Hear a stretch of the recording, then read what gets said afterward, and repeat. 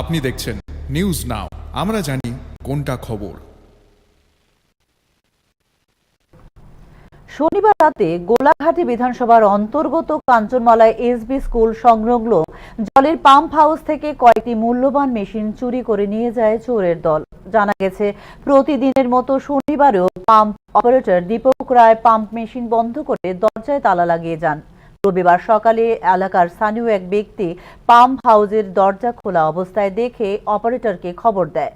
Operator Dipak রায় তৎক্ষণাৎ সেই স্থানে এসে উপস্থিত হয়ে দেখতে পান পাম্প হাউস থেকে বেশ কিছু দামি তার সহ মেশিন চোরের দল চুরি করে নিয়ে যায়। তিনি গোটা বিষয়টি স্থানীয় কাঞ্চনমালা গ্রাম পঞ্চায়েতের প্রধান রাজেশ দাসকে জানান। তিনি খবর পেয়ে ঘটনাস্থলে এসে গোটা বিষয় পরিলক্ষিত করেন এবং আমতলী থানার পুলিশকে জানান। তিনি দাবি জানিয়েছেন, পুলিশ যেন গোটা ঘটনাটির সুষ্ঠুভাবে তদন্ত করে এবং অভিযুক্তদের কঠোর শাস্তির ব্যবস্থা করে।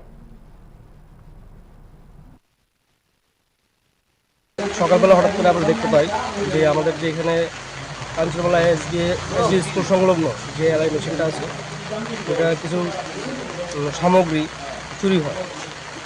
আমরা দেখতে পাই এখানে মোটামুটি 50-60 হাজার টাকার মতো জিনিস চুরি হয়ে যায়। তখন আমরা থানাতে খবর দিই, আমতলী থানাতে। খবর দেওয়ার পর তারা এসেছে, আমতলী থানা এসেছে, সব দেখে আমরা ওখানে একটা জিডি এন্ট্রি অবশ্যই আমরা করব।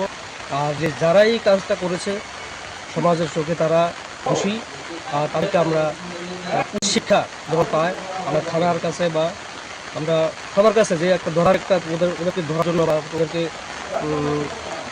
যে কোনোভাবে থানার কাছে আমরা একটা আবেদন রাখবো, ওনাদের উপর শাস্তি জীবন প্রদান করা হয়।